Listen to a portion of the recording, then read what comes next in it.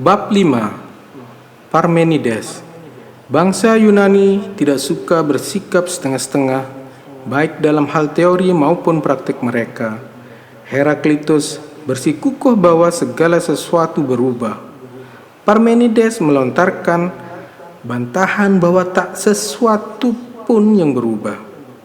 Parmenides adalah warga pribumi Elea, Italia Selatan, dan sudah dewasa pada paruh pertama abad ke-5 sebelum Masehi. Menurut Plato, Sokrates pada masa mudanya mungkin sekitar tahun 450 sebelum Masehi pernah melakukan wawancara dengan Parmenides yang ketika itu telah lanjut usia dan banyak belajar darinya. Apakah wawancara ini memang fakta sejarah ataupun bukan? Setidaknya kita bisa menduga sesuatu yang memang sudah jelas bahwa Plato sendiri dipengaruhi oleh doktrin Parmenides.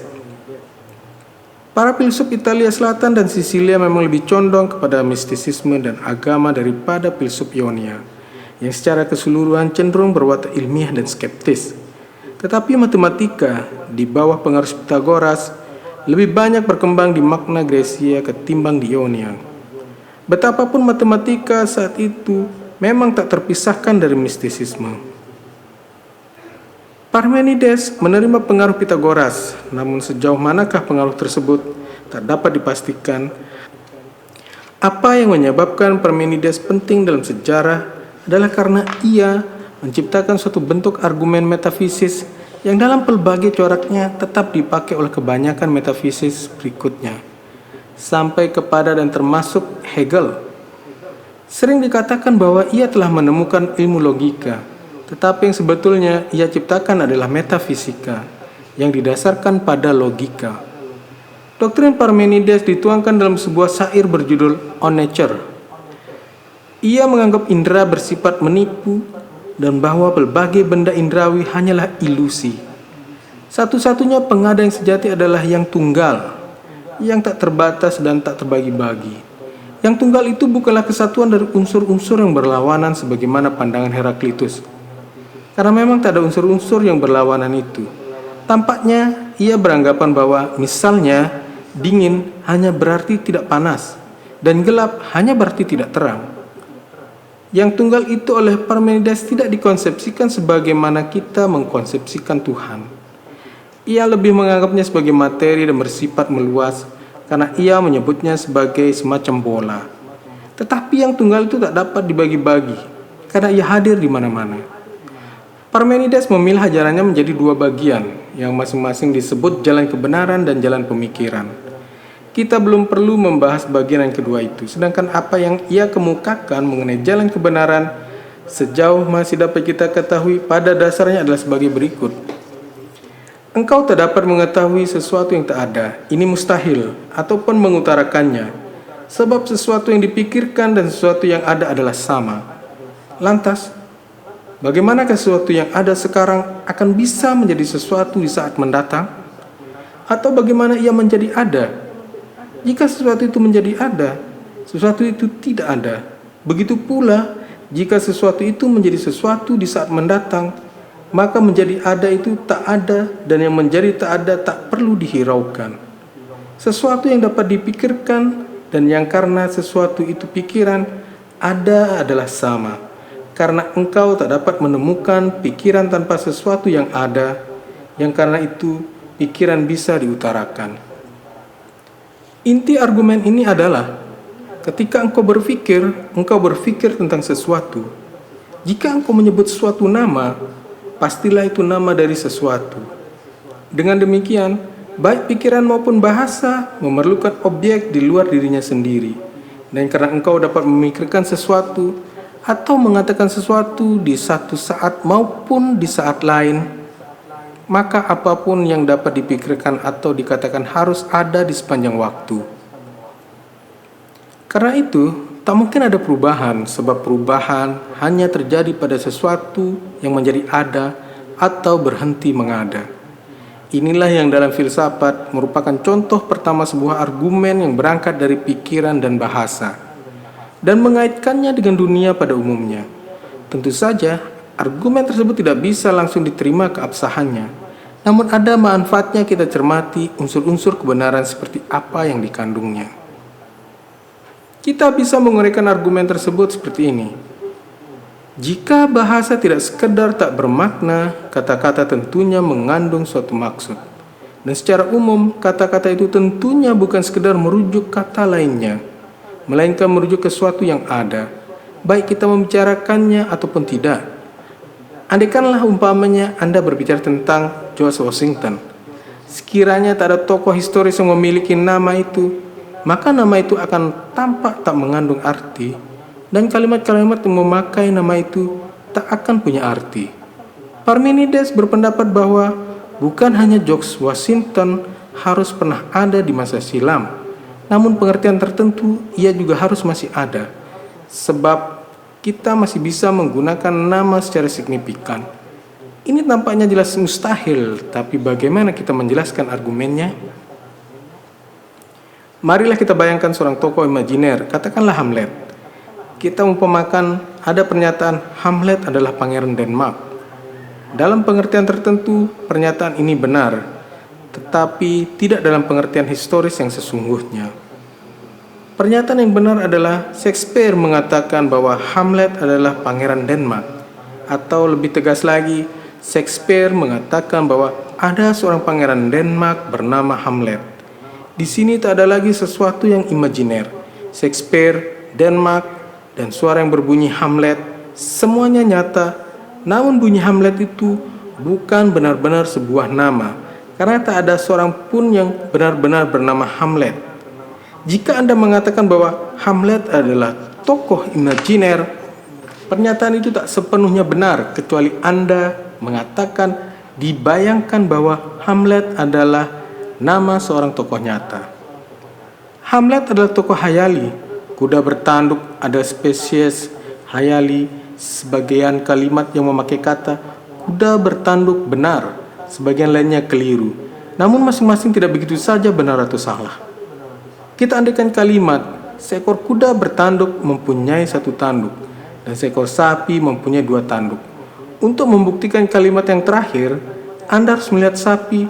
Tak cukup hanya dengan mengatakan bahwa dalam buku-buku disebutkan sapi memiliki dua tanduk, sementara bukti bahwa kuda bertanduk mempunyai satu tanduk hanya bisa ditemukan dalam buku-buku. Sehingga pernyataan yang benar mestinya buku-buku tertentu menyebutkan bahwa ada binatang memiliki satu tanduk yang disebut kuda bertanduk. Semua pernyataan tentang kuda bertanduk sepenuhnya hanya berkaitan dengan kata kuda bertanduk. Seperti halnya semua pernyataan tentang Hamlet sepenuhnya hanya mengacu pada kata Hamlet. Namun jelas bahwa pada umumnya kita bukannya berbicara tentang kata-kata, tetapi tentang apa yang dimaksudkan oleh kata-kata. Ini membawa kita kembali kepada argumen Parmenides, yakni jika suatu kata bisa dipakai secara signifikan, maka kata itu harus berarti sesuatu. Bukannya tak berarti apa-apa, dan karenanya apa yang diartikan oleh kata itu dalam pengertian tertentu haruslah eksis. Lantas apa yang mesti kita katakan tentang George Washington? Tampaknya kita hanya mempunyai dua alternatif. Yang pertama, menyatakan bahwa ia masih ada. Yang kedua, menyebutkan bahwa ketika kita memakai kata George Washington, kita tidak benar-benar berbicara tentang seseorang yang mempunyai nama itu. Kedua-duanya tampak sebagai paradoks, dan saya akan coba menunjukkan satu pengertian di mana pernyataan itu bisa benar. Parmenides beranggapan bahwa kata-kata memiliki makna yang tetap. Inilah yang sesungguhnya menjadi landasan argumennya yang ia anggap tak terbantah. Tetapi walaupun kamus atau ensiklopedi memberikan apa yang bisa disebut makna suatu kata yang resmi dan disepakati secara sosial, tak ada dua orang yang menggunakan kata yang sama sekaligus memiliki bayangan yang benar-benar serupa dalam pikirannya. George Washington sendiri bisa memakai nama atau kata saya sebagai sinonimnya. Ia bisa menangkap pemikirannya sendiri dan gerak tubuhnya sendiri, dan karenanya dapat menggunakan namanya dengan kandungan makna yang lebih padat dibanding orang lain. Sahabat-sahabatnya di masa hidup George Washington pun dapat menyaksikan gerak tubuh dan memahami pemikirannya. Bagi para sahabat itu, nama George Washington masih mengacu pada sesuatu yang konkret menurut pengalaman mereka sendiri, Sesudah George Washington wafat, para sahabat itu harus mengganti persepsi dengan memori yang mengandaikan perubahan di dalam berlangsungnya proses mental ketika mereka menggunakan nama George Washington itu. Bagi kita yang tak pernah mengenal dia secara langsung, proses mental itu berbeda lagi. Kita mungkin membayangkan gambarnya dan berkata pada diri sendiri, ya orang itu. Bisa pula yang ada dalam pikiran kita adalah Presiden pertama Amerika Serikat. Jika kita benar-benar tidak tahu, bagi kita ia mungkin sekedar orang yang disebut George Washington. Apapun arti nama itu bagi kita, yang diacu tentu bukan orangnya itu sendiri. Sebab kita tak pernah mengenalnya langsung, kecuali sesuatu yang kini tampil pada indera, memori, dan pikiran kita. Ini membuktikan betapa argumen Parmenides keliru. Perubahan makna kata-kata yang terjadi terus-menerus ini dikaburkan oleh fakta bahwa pada umumnya perubahan itu tidak mengubah kebenaran atau kesalahan proposisi-proposisi di mana kata-kata tersebut digunakan. Jika Anda mengutarakan kalimat yang benar yang manapun yang memakai nama George Washington, maka berdasarkan kaidahnya kalimat itu tetap benar bila Anda menggantinya dengan frase Presiden pertama Amerika Serikat. Namun ada beberapa perkecualian yang bisa dikenakan pada kaidah itu. Sebelum George Washington terpilih sebagai presiden, orang bisa berkata, saya berharap George Washington akan menjadi presiden pertama Amerika Serikat. Dan ia tak mungkin mengatakan, saya berharap presiden pertama Amerika Serikat akan menjadi presiden pertama Amerika Serikat. Kecuali kalau orang itu punya kegemaran berlebihan untuk mematuhi hukum identitas. Namun tak sulit untuk menyusun suatu kaidah yang bisa mengesampingkan kasus-kasus yang tak lazim demikian itu. Dan selebihnya, Anda bisa mengganti nama George Washington dengan frase deskriptif manapun yang sesuai dengan tokoh itu. Dan hanya melalui frase-frase demikian itulah kita dapat mengetahui apa yang sebetulnya kita ketahui tentang George Washington. Parmenides berpendapat bahwa karena kita saat ini dapat mengetahui apa yang umumnya dianggap telah berlalu, maka sesuatu itu tak mungkin benar-benar telah berlalu, melainkan dalam pengertian tertentu pasti masih eksis saat ini. Jadi ia menyimpulkan bahwa tak ada sesuatu yang berubah. Apa yang telah kita bicarakan tentang George Washington sesuai dengan argumen itu. Dari segi tertentu dapat dikatakan bahwa kita tidak memiliki pengetahuan tentang masa silam. Di saat Anda mengingat-ingat, ingatan itu terjadi sekarang dan tidak sama dengan peristiwa yang diingat. Tetapi ingatan itu menghasilkan deskripsi tentang peristiwa di masa silam. Dan demi tujuan yang paling praktis tak perlu dibedakan antara deskripsi dan yang dideskripsikan. Semua argumen tersebut memperlihatkan betapa mudahnya menarik kesimpulan-kesimpulan metafisika dari bahasa. Dan bahwa satu-satunya jalan untuk menghindari argumen-argumen yang keliru seperti itu adalah dengan mendorong telaah logis dan psikologis yang lebih lanjut terhadap bahasa daripada yang selama ini kebanyakan metafisisi. Walau begitu, seumpamanya Parmenides dapat hidup kembali dan membaca apa yang saya utarakan ini, ia akan menganggap pendapat ini sangat dangkal. Ia tentu akan bertanya, bagaimana Anda tahu bahwa pernyataan Anda mengenai George Washington itu mengacu ke masa silam? Berdasarkan uraian Anda sendiri, acuannya yang langsung adalah terhadap hal-hal yang ada saat ini. Ingatan Anda misalnya berlangsung saat ini dan bukan pada saat yang Anda kira Anda ingat.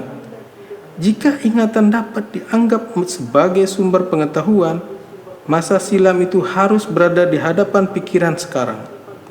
Dan dengan begitu, dalam pengertian tertentu, pasti masih eksis. Saya tak akan berusaha mengupas argumen itu sekarang.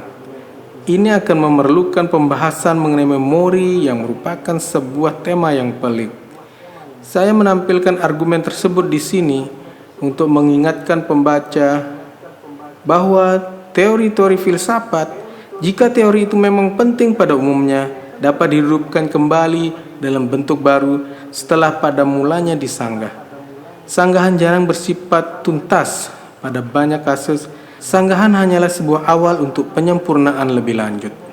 Sesuatu yang diwarisi dari Parmenides oleh filsafat berikutnya hingga zaman modern bukanlah mustahilnya segala bentuk perubahan.